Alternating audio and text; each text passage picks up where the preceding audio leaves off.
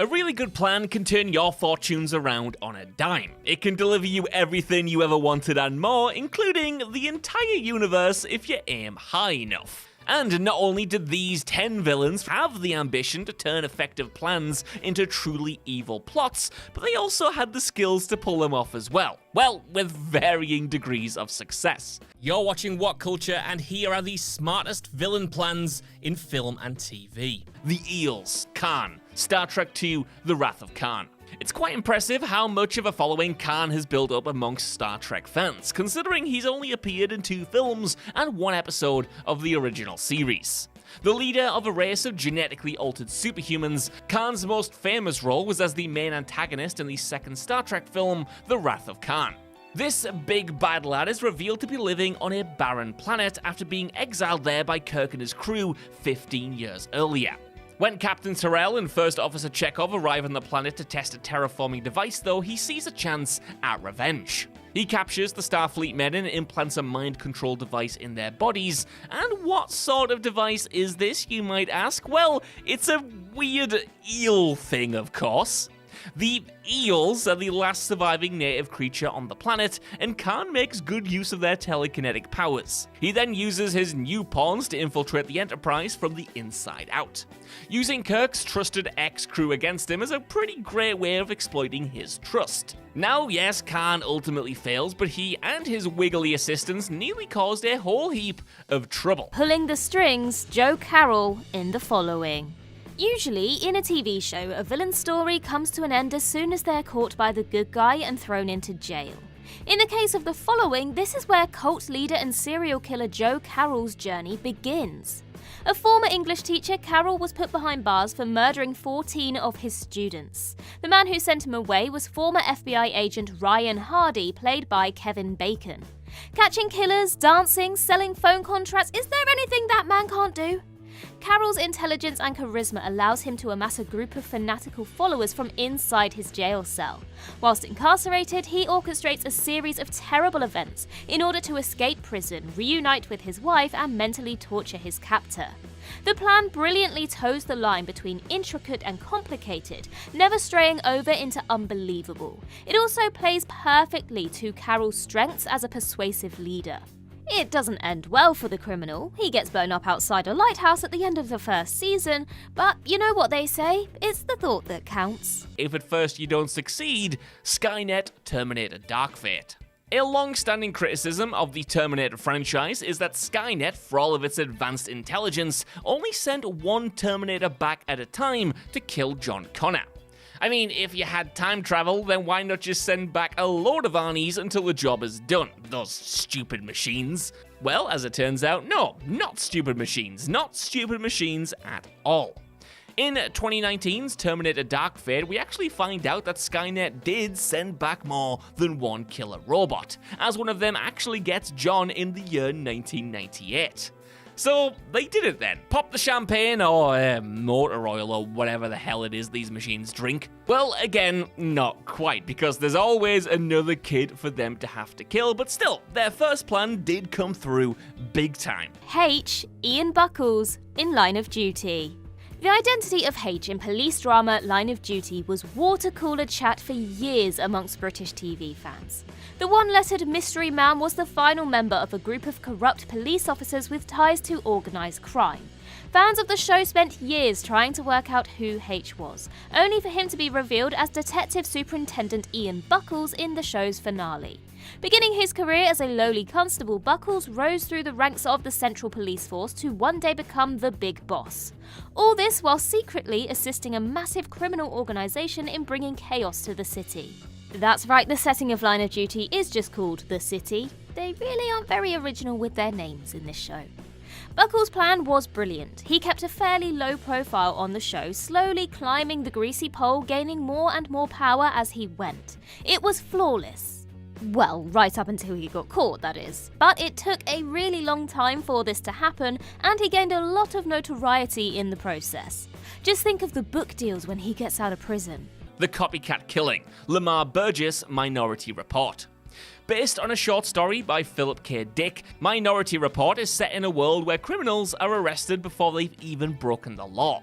Through the use of clairvoyance, the pre-crime program determines that someone is going to commit a murder before they've actually done it, and then they can be arrested and taken into custody without any loss of life.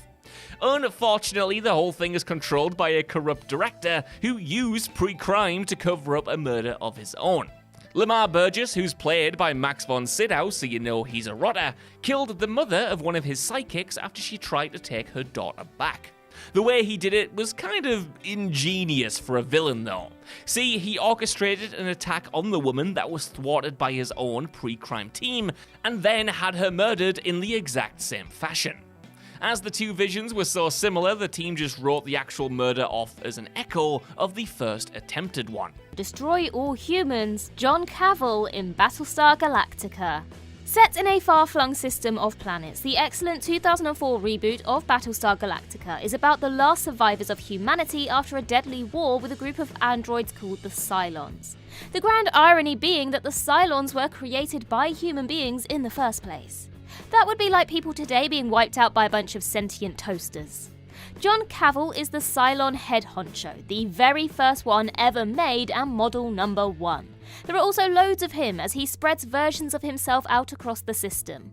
The first Cavil takes the form of a priest and infiltrates the titular ship by offering religious counsel.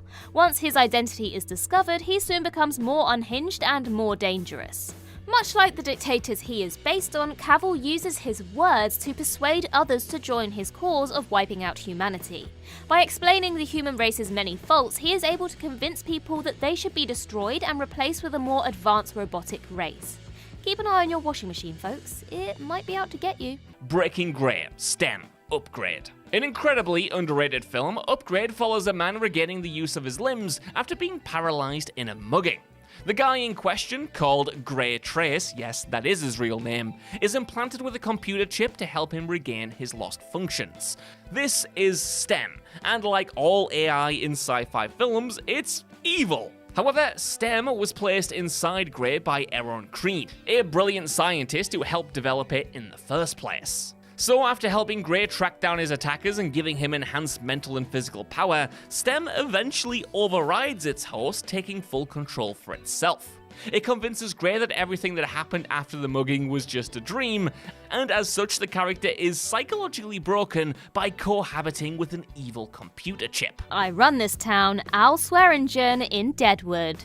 If you're currently mourning the loss of Westworld, then Deadwood from 2004 to 2006 might just plug the gap. Set in the 1870s, the show charts the rise of Deadwood from small settlement to bustling town. At the centre of the action are two characters, both of whom are based on real people. There's Timothy Oliphant as Seth Bullock, the town's sheriff, and then there's Al Swearengen, the conniving owner of the local bar, played by Ian McShane.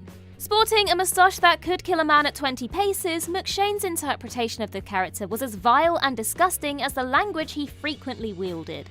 From the comfort of his gem saloon, Swearengen had his fingers in many different pies and manipulated the events that went on in the town to his advantage. In the first season alone, he has multiple people killed, sells someone a fake gold claim, and bribes various members of the legal system to swing votes in his direction.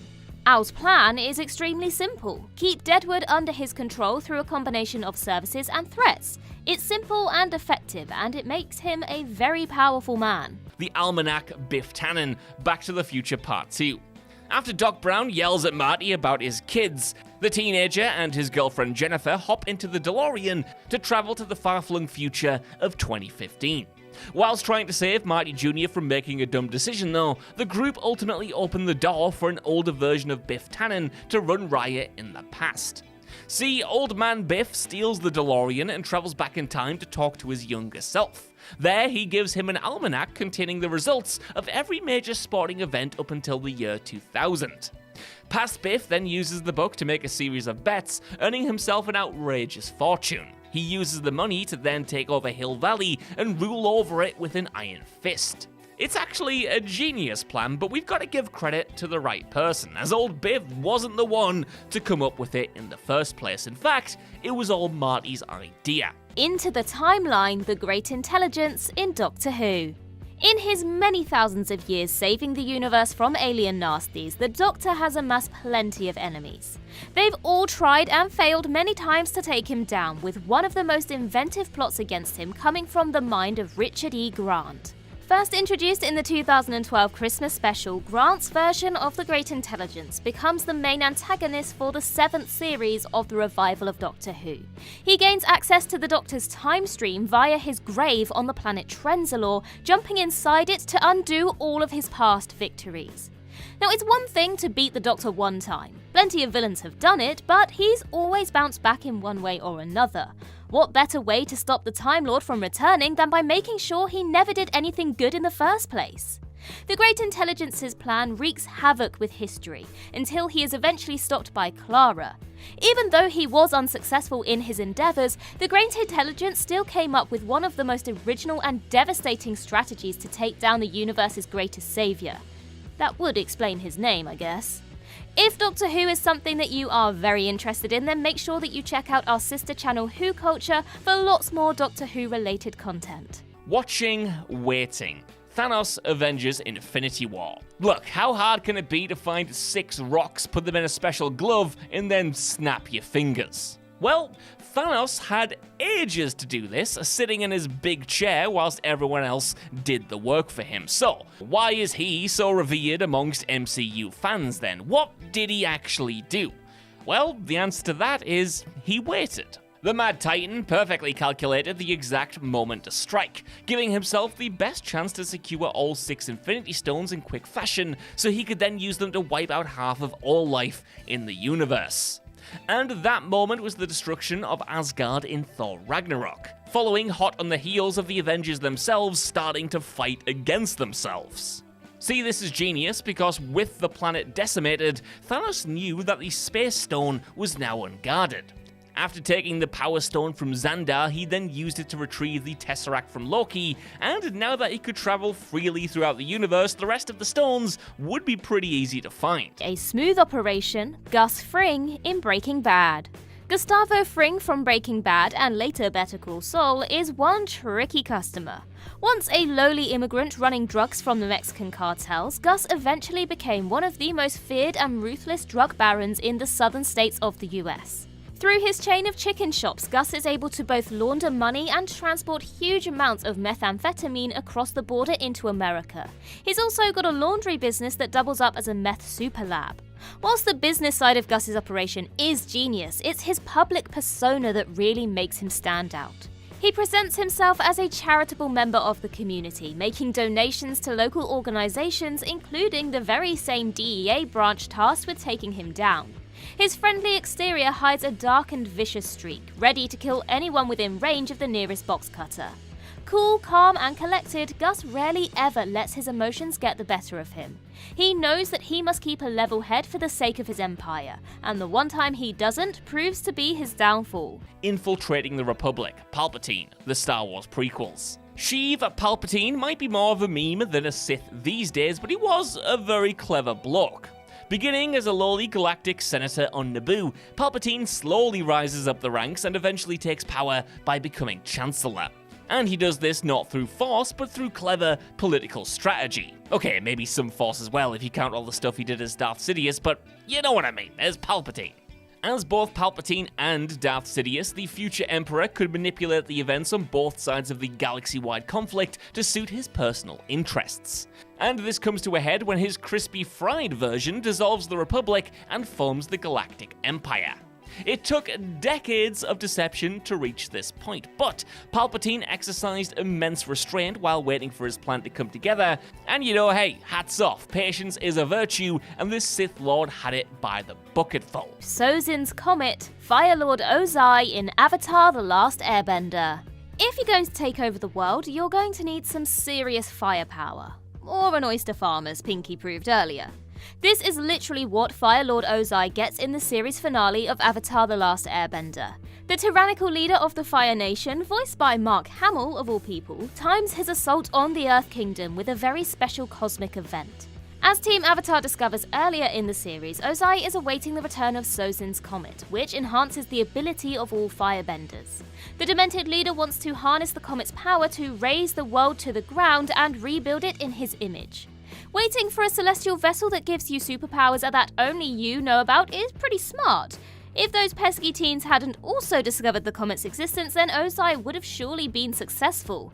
Those meddling kids... Hang on, wait, no, that's a different one. In the end, Ozai does fail and even has his bending taken away from him by Aang. Still, he was very close and we should all praise him for that. Just try and ignore all the death and destruction he brought upon the world.